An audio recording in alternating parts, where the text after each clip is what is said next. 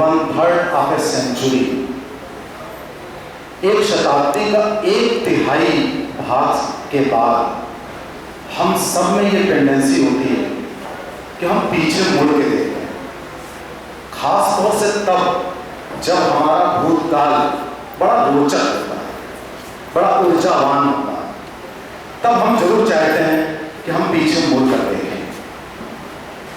मुझे याद है आज से लगभग 40 साल पहले इस इलाके में, इन गलियों में, हम सभी जो बेहद साधारण परिवारों के थे, हम लोग या तो पैदल या एक टूटी फूटी साइकिल लेकर इन रास्तों से गुजरते थे और गुजर कर एक स्कूल में जाते थे, चाचा नेहरू स्मारक इंटर कॉलेज।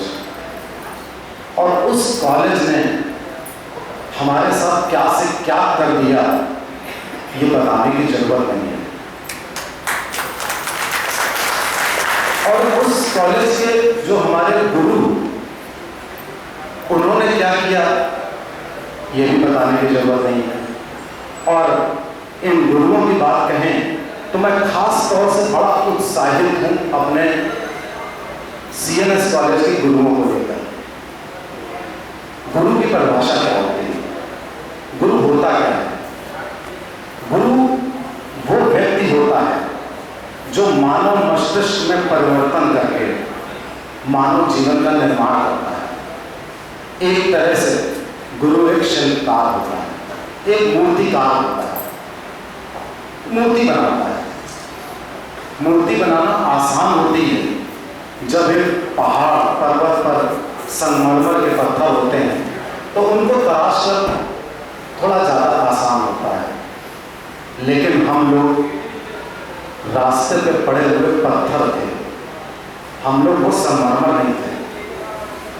उस रास्ते के बने पत्थर को इन सम्मानित अध्यापकों ने किस तरह ठोक पीट कर, तराश कर क्या से क्या बना दिया, इसकी कल्पना नहीं की जा सकती। गुरु की परिभाषा में एक बात और आती है कि अच्छा गुरु कौन है। अक्सर ये होता है कि अच्छा गुरु कौन है, हम लोग एक कंफ्यूजन में रहते हैं कि अच्छे गुरु का मतलब है जो अच्छा पढ़ाता हो। मेरे हिसाब से ये डेफिनेशन ठीक नहीं है। अच्छा पढ़ाने वाला व्यक्ति अच्छा अध्यापक हो सकता है, लेकिन अच्छा गुरु होने के लिए जो बेसिक प्रीरिक्विजिट है वो है कि गुरु प्रेरणा देता है। अच्छा गुरु वो होता है जो अच्छा पढ़ाने के साथ साथ प्रेरणा देता है। वो मनोवैज्ञानिक रूप से अपने छात्र से जुड़ जाता है। इतना ही नहीं, एक अच्छा गुरु शिष्यों की फौज नहीं बनाता है, एक अच्छा गुरु गुरुओं का निर्माण करता है। A real master creates the masters, not the disciples. इसके अलावा एक अच्छा गुरु हमेशा उसकी कोशिश रहती है कि अपने शिष्य की सफलता में वो अपना प्रतिबिंब देखता है। वो बेचारा अपने लिए कुछ नहीं कर पाता, अपने लिए उसका जीविकोपार्जन हो जाए उतना ही काफी होता है। इतिहास भरा हुआ है कि जितने भी गुरु हुए हैं वो आपको ऐसे नहीं मिलेंगे जो बहुत हाई फाई और बड़े वैसे। वो हमेशा उन्होंने निर्माण किया है, उन्होंने सभ्यता का निर्माण किया है, उन्होंने मानवता का निर्माण किया है। हमारे जितने भी गुरु हैं उन सब में जितनी मैंने क्वालिटीज बताई, ये सारी क्वालिटीज मौजूद थी और मौजूद हैं।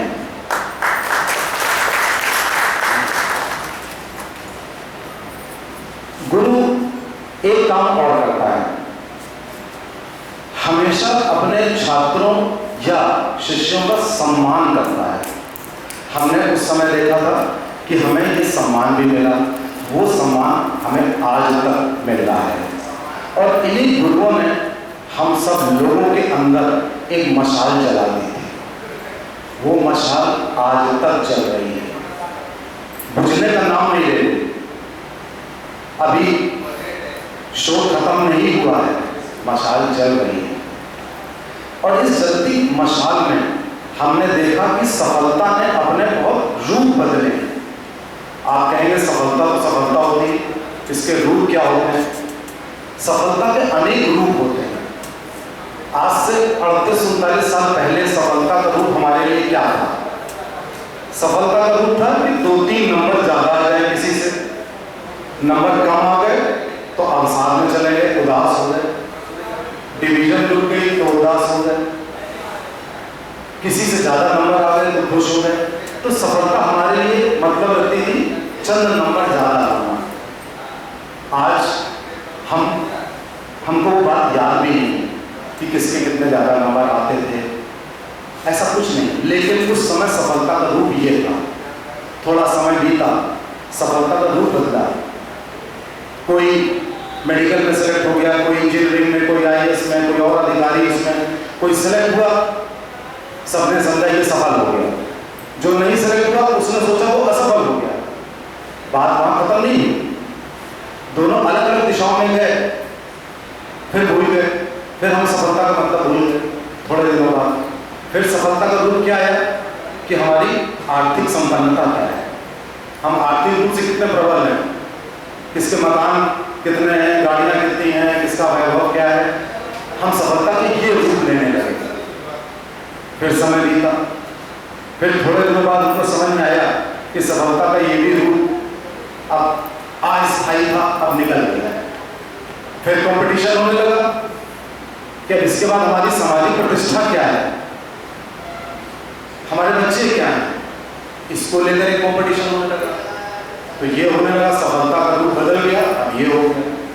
फिर थोड़ा समय बीता, उस समय बीतने के बाद अब ये होने लगा कि हम कितनी हमने फेम ले ली, कितना हम पब्लिक लाइफ में आ गए, कितना हमने सोशल इम्पैक्ट डाला लोगों के ऊपर, कितना अब तक की लाइफ में हमने एक्सेल किया, ये रूप बदल गया। ये सफलता के रूप बदलते रहे और हम भी उसी हिसाब से अपने को बदलते रहे, लेकिन बात खत्म नहीं। प्रश्न उठता है कि सफलता आखिर है क्या, ये क्यों बदल रही है समय के साथ? ये इसलिए बदल रही है कि प्रकृति में केवल एक ही चीज स्थायी है और वो है परिवर्तन। प्रकृति में हर वक्त परिवर्तन होता है, हर दिन परिवर्तन होता है।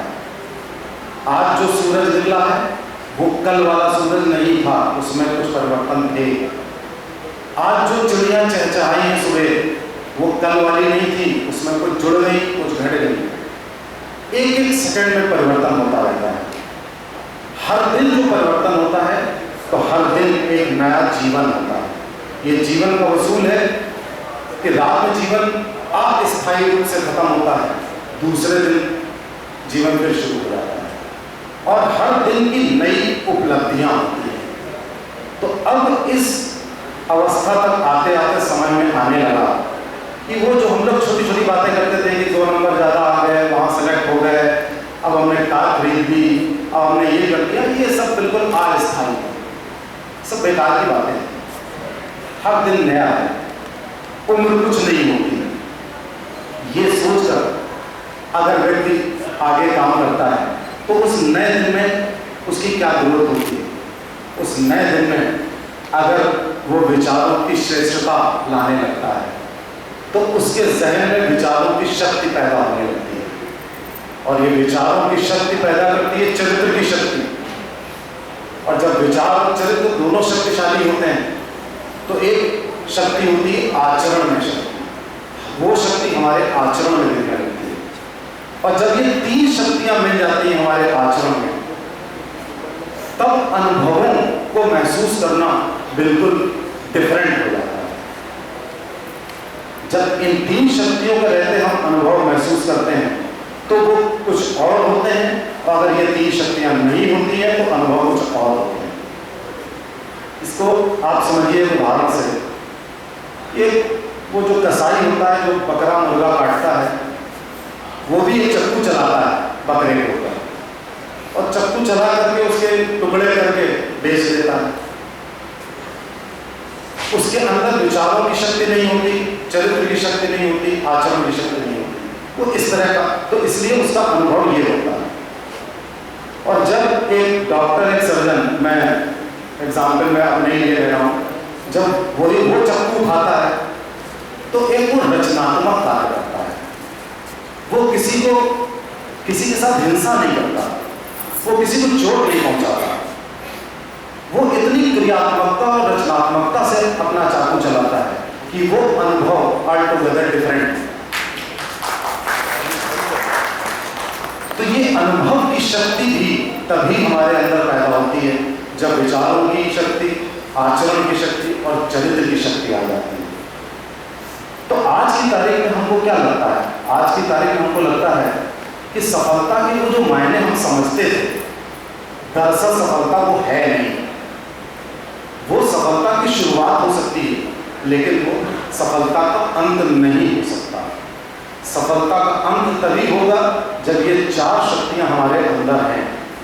आज हम में से ज़्यादातर लोग क्या, ऑलमोस्ट 100% अपने जीवन की दूसरी पारी में है। पहली पारी होती है जब हम ये चारों शक्तियां जुटाते हैं, और जब ये हम जुटा लेते हैं और वो जो अनुभव मैंने आपको रूप बताया वो हमारे अंदर पैदा हो जाता है, तब हम अपनी सेकंड इनिंग में हमारा काम होता है लोगों को कुछ देना। एक तो जो गुरु देते हैं वो तो है ही, और हर व्यक्ति गुरु होता है। हर व्यक्ति अध्यापक भले ना हो लेकिन वो गुरु जरूर होता है, चाहे वो अपने बाल बच्चों का, स्टाफ का, समाज का, जहाँ काम कर रहा है, हर जगह वो गुरु जरूर होता है, अध्यापक भले ना हो। जब ये शक्तियां हमारे अंदर आ जाती हैं तब जीवन की दूसरी पारी में हमारा काम होता है इन शक्तियों को दूसरी पीढ़ियों को देना। और जब हम दूसरी पीढ़ी को देते हैं तो देते देते जानते क्या होता है, जब दूसरी पारी समाप्त होती है तो एक तीसरी पारी शुरू होती है। ये तीसरी पारी क्या होती है? ये तीसरी पारी होती है मृत्यु के बाद। आज हमारे बीच स्वामी विवेकानंद जिंदा है, गौतम बुद्ध जिंदा है। क्यों जिंदा है? इसलिए कि उनके पास विचारों की शक्ति थी, उनके पास आचरण चरित्र की शक्ति थी, अनुभवों की शक्ति थी। वो दे के गए, आज भी हम याद कर रहे हैं। हमारा ये कर्तव्य है कि इस पारी में हमें कुछ देना है, तो हम बहुत कुछ देने के लिए आज भी आए हैं, आगे भी देते रहेंगे। आप सब लोगों से भी उम्मीद है कि आप बस देने का काम करेंगे, जितना लेना था ले चुके, काम शुरू है अब देने का, ताकि हम सब लोगों की तीसरी पारी सूर्य की तरह चमके, तारों की तरह नहीं, सूर्य की तरह चमके। क्योंकि हमें शुरू से ही हमारे कॉलेज में इतना घिस घिस के बताया गया कि कैसे चमको, तो इसलिए चाहे हमारा बैकग्राउंड जो भी हो, हमें बस यही याद रहता है कि हमें सूर्य की तरह चमकना है। आज हम उम्मीद करते हैं कि CNS कॉलेज से जुड़ा हुआ हर व्यक्ति, चाहे वो अध्यापक हो, चाहे वो छात्र हो, चाहे जो लोग सुन रहे हैं अपनी बात, वो सूर्य की भांति चमके और लोगों को कुछ दें। आज की कक्षा का सार यही है, आज की कक्षा का सारांश यही है। बहुत बहुत धन्यवाद।